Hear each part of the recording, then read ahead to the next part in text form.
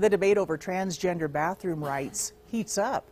Today, the Obama administration sent a letter to public schools, and the letter directs them to allow transgender students access to the bathroom that matches their gender identity. Critics are fighting back. They're calling it blackmail. ABC's Brandy Hitt reports. From Fannin County, Georgia, I will stay at home every day and homeschool, to Fort Worth, Texas. Democracy.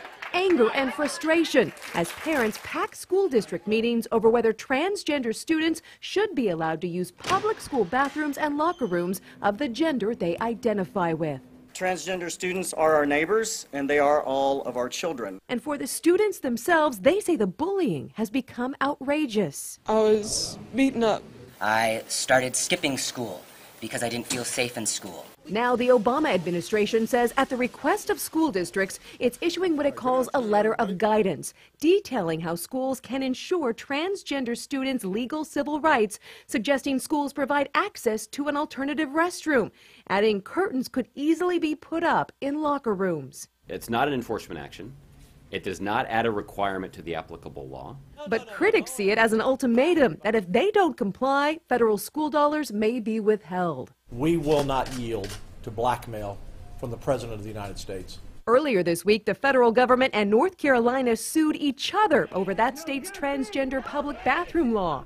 Now it appears Texas is ready to join the fight. I am working with the governor of North Carolina, and we are going to fight back. While many LGBT groups are praising the Obama administration's letter of guidance, one Texas school administrator said they are throwing it straight into the shredder. Brandy Hitt, ABC News, Los Angeles. Today we reached out to local and state education organizations to see what they thought about this. Local school districts did not want to comment. The state education department sent us a statement from the superintendent, Sherry Ibarra, and it says in part, "This is yet another example of an extreme, top-down approach that won't change day-to-day bathroom use. Schools in Idaho are already following bathroom procedures set forth by the U.S. Department of Education." We did get a hold of the State Board of Education. This is what they had to say. The Idaho State Board of Education certainly wants to make sure that every student feels safe and welcome on our campuses across the state, whether they are elementary schools, junior high schools, or colleges or universities.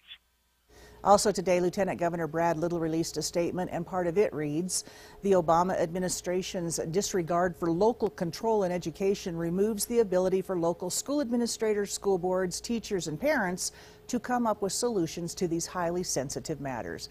You can read the full statements from the superintendent and the lieutenant governor on our website at localnews8.com. In spite of